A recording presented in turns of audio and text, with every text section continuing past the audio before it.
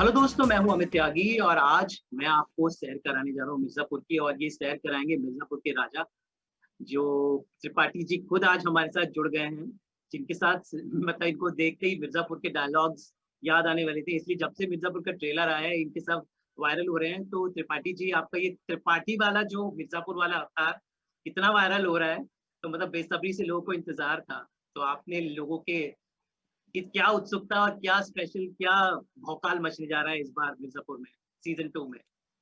बहुत कुछ है। कहानी थोड़ी और गहरी हो जाएगी, बड़ी हो जाएगी। नए किरदार आएँगे, नई ट्विस्ट आएँगे, नए कॉन्स्पिरेसी होगी, नए षड्यंत्र होंगे, नई चुनौतियाँ होंगी। सो बहुत कुछ नया है। जी। नया मनोरंजन भी है। जी, तो कालीन भैया कितने और डेंजरस हो जाएँगे या थोड़ा सॉफ्टर साइड मिलेगा?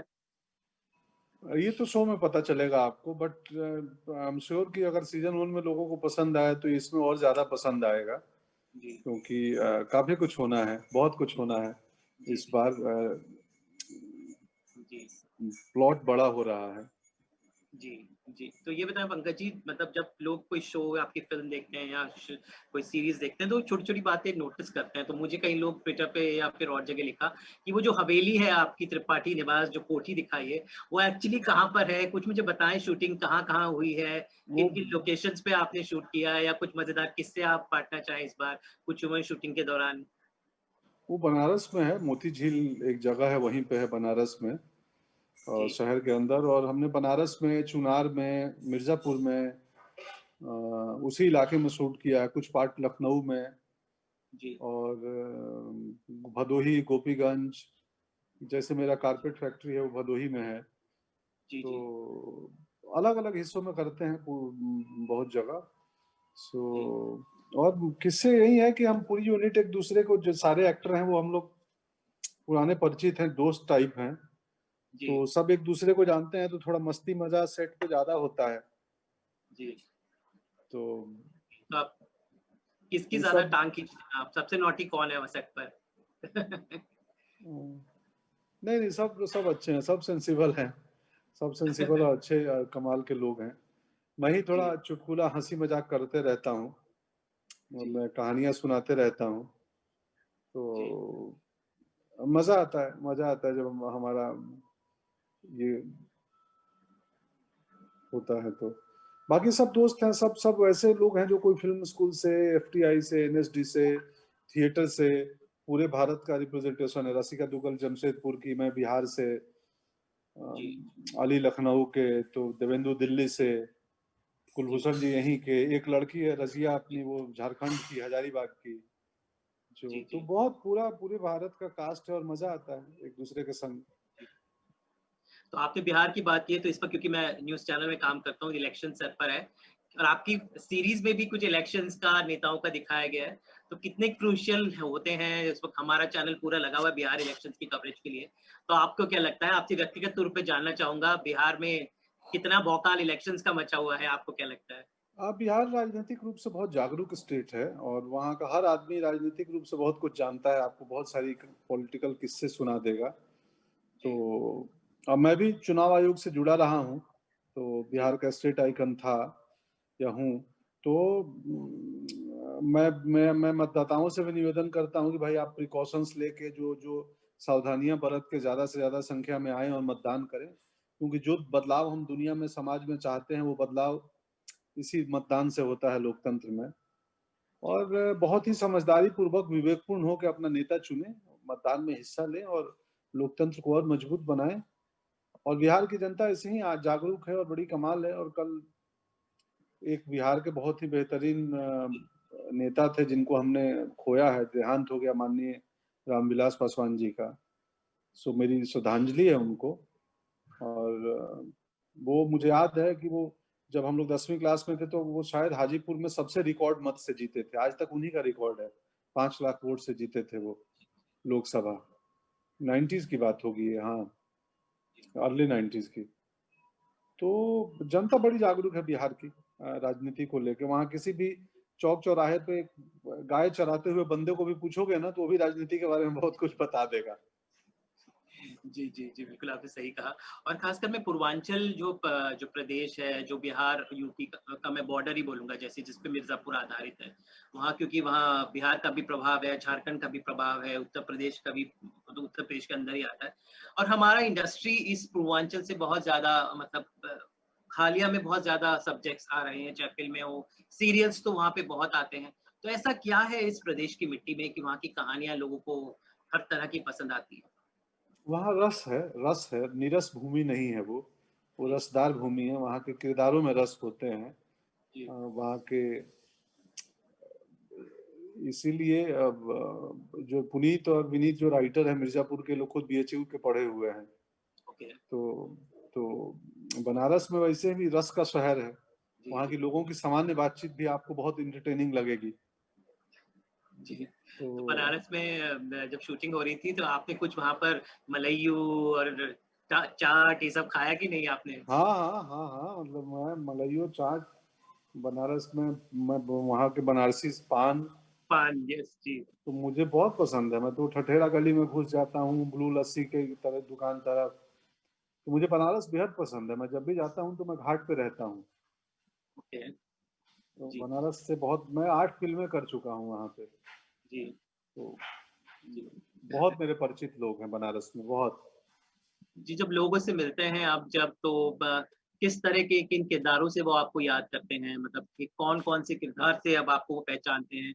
किस तरह की बातें करते हैं? क्योंकि कहीं न कहीं आप भी ज़मीन से उठकर यहाँ तक पहुँचे हैं, एक मकाम बना है। लोगों के अंदर एक होप है कि हमारे यहाँ से ये लड़का गया है और आज इतने मुकाम पर पहुँचा है। किस तरह की मैं बातें लोग आपसे करते हैं और कौन-सी किरदारों के लिए आपको याद करते हैं? कालीन भैया को बहुत मैं जहाँ जाता हूँ वहाँ कालीन भैया के नाम से ही लोग मुझे याद करते हैं, जी, क्योंकि ये बहुत ही ज़्यादा पॉपुलर हो गया है। और बाकी मेरे गाँव के कुछ लोग हैं, बस सिनेमा के किस्से मुझसे सुनने चाहते हैं कि भाई क्या है? कैसी है तुम लोग? कैसे ये सीन कैसे होता है?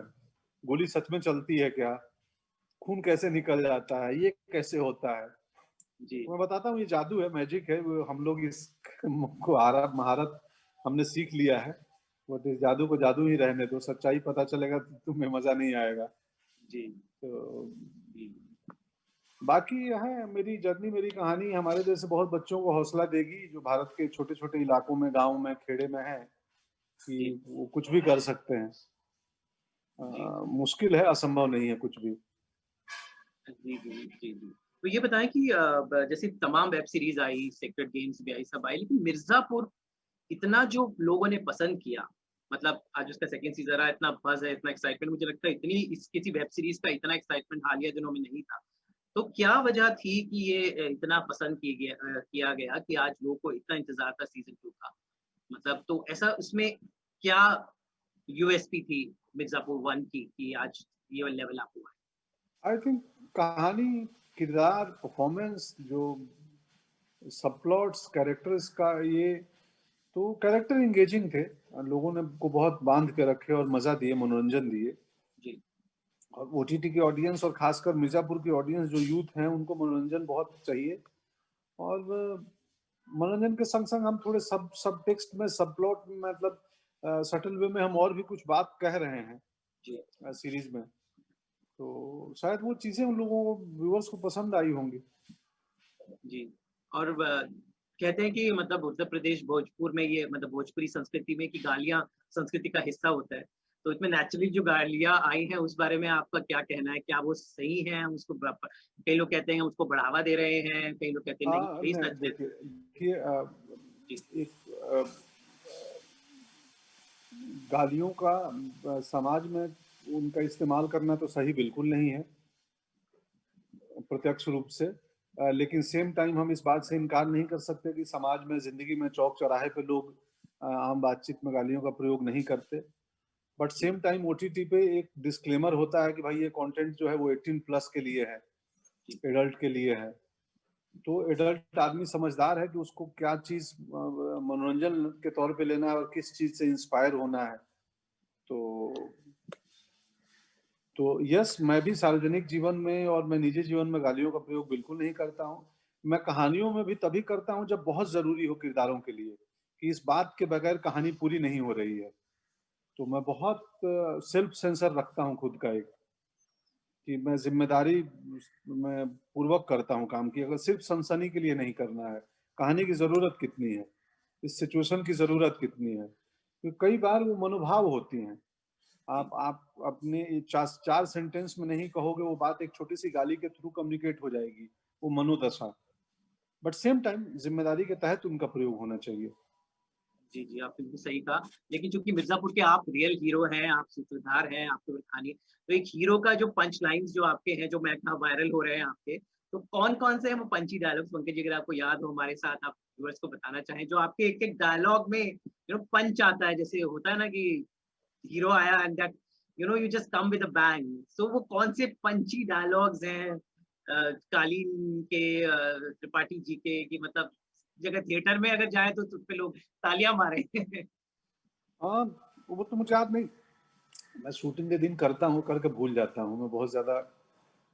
और अब मैं अपने तरीके से करता हूँ कई बार, जी, कि मैं उस कोई भी संवाद को चाहता हूँ कि बहुत रिलेटेबल और बातचीत की तरह लगे, वो संवाद की तरह ना लगे।